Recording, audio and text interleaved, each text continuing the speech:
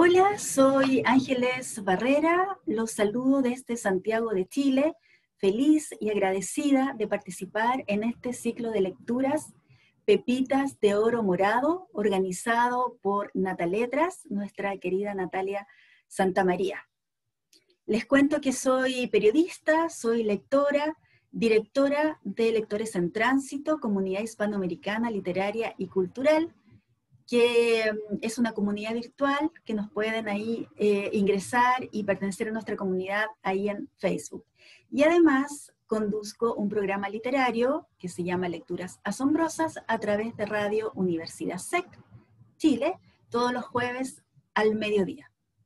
Quiero contarles que voy a leerles un pequeño fragmento de la novela breve El Árbol, de la destacada escritora chilena María Luisa Bombal.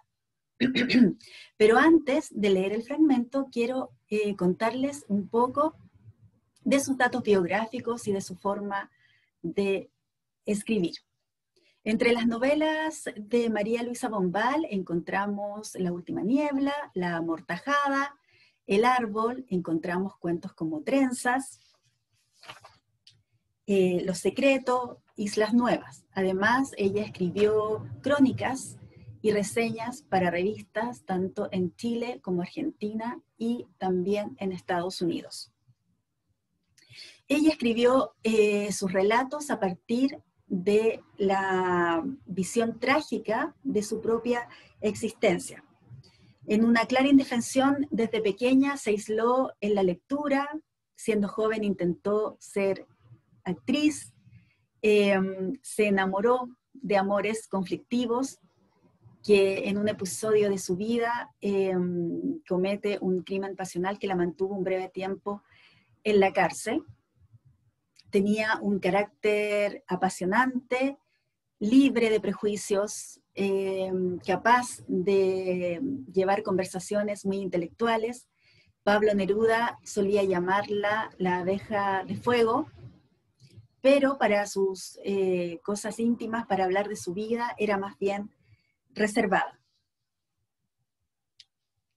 Luego de su muerte, se alza como una de las novelistas mayores aquí en Chile y también en Latinoamérica del siglo XX.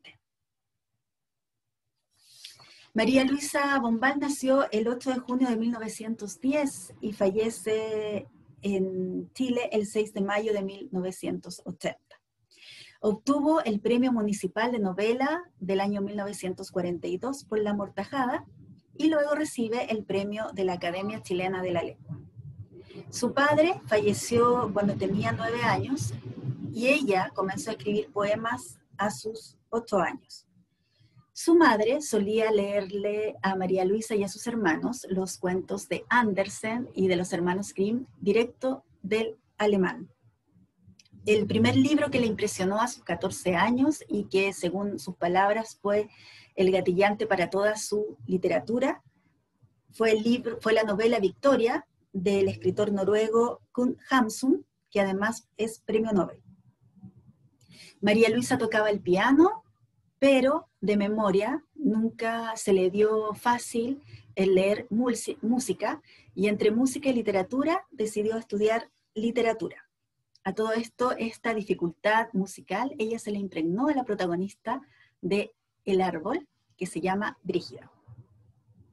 Se decidió a los 18 años, se decidió por estudiar literatura, estudió en Francia, en la Sorbonne, donde estudió literatura francesa.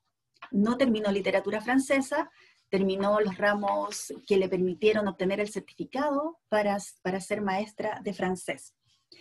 Ella cuenta que el latín siempre se le hizo insoportable y que por eso no terminó sus estudios. Durante su estadía en París se codió con Vicente Huidobro, nuestro poeta, y también con la escritora chilena Teresa Bilsmont. En 1933 se fue a vivir a Buenos Aires, invitada por Pablo Neruda y su esposa de aquel entonces.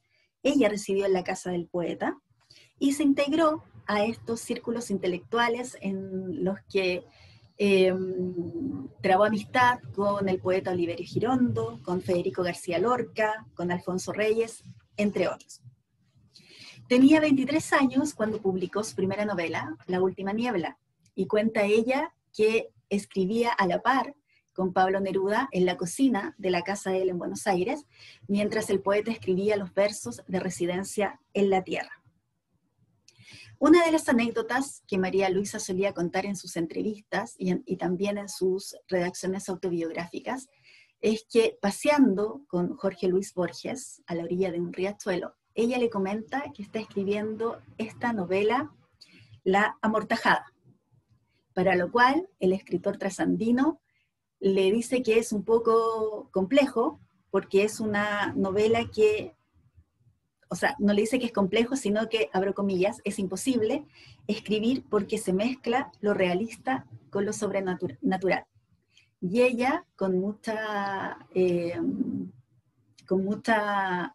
risa o alegría, cuenta de que no le hizo caso y terminó de escribir esta novela, La Amortajada.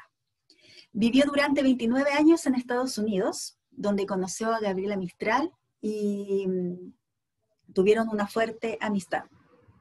En sus propias palabras, hablando de La última niebla, está inspirada en voy a abrir comillas, La última niebla está inspirada en haber tenido un amante que no tuve.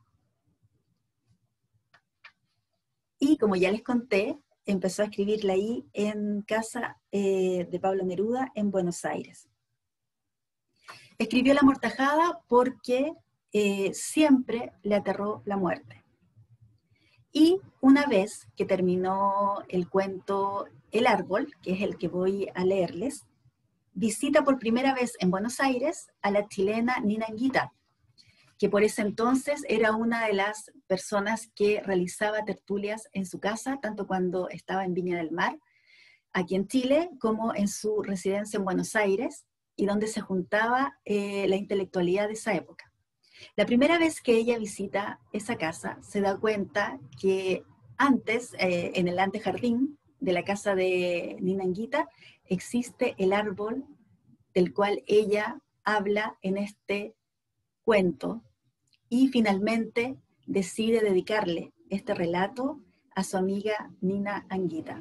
Ella lo escribió antes de conocerla y antes de conocer, por supuesto, que existía ese gomero enorme a la entrada de la persona que después también fue una de sus amigas. Siempre le agradó la música clásica, así que entre sus favoritos estaba Mozart, que para ella le significaba la alegría de la infancia, Chopin, que en cambio era la pasión y el sentimiento, mientras que Beethoven era el sufrimiento y el drama que según ella no podía definir. Así que con estas claves de la literatura de María Luisa Bombal, voy a leerles un extracto, un fragmento de sus obras completas. O sea, el cuento que voy a leerles está en esta colección de sus obras completas, y voy a leerles un fragmento interior. No voy a leerles ni el principio ni el final para que capten la intensidad con que María Luisa Bombal se escribía estos relatos. El verano deshojaba su ardiente calendario. Caían páginas luminosas y enceguecedoras como espadas de oro, y páginas de una humedad malsana como el aliento de los pantanos.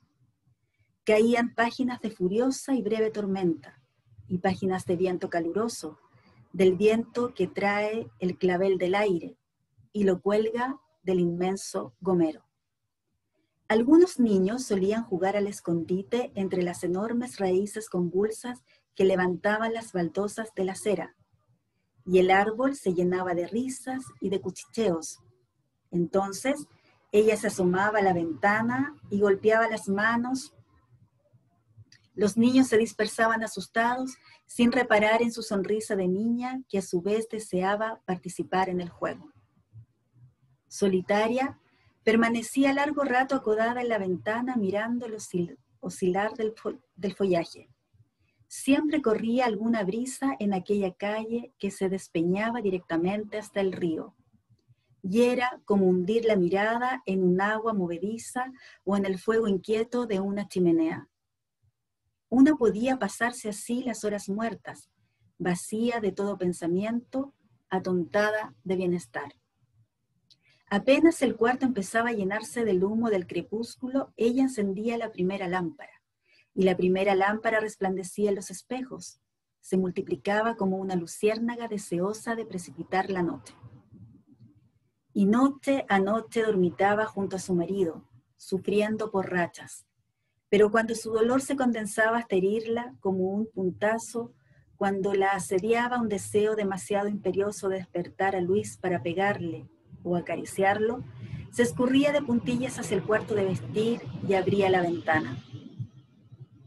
El cuarto se llenaba instantáneamente de discretos ruidos y de discretas presencias, de pisadas misteriosas, de aleteos, de sutiles chasquidos vegetales, del dulce gemido de un grillo escondido bajo la corteza del gomero, sumido en las estrellas de una calurosa noche estival.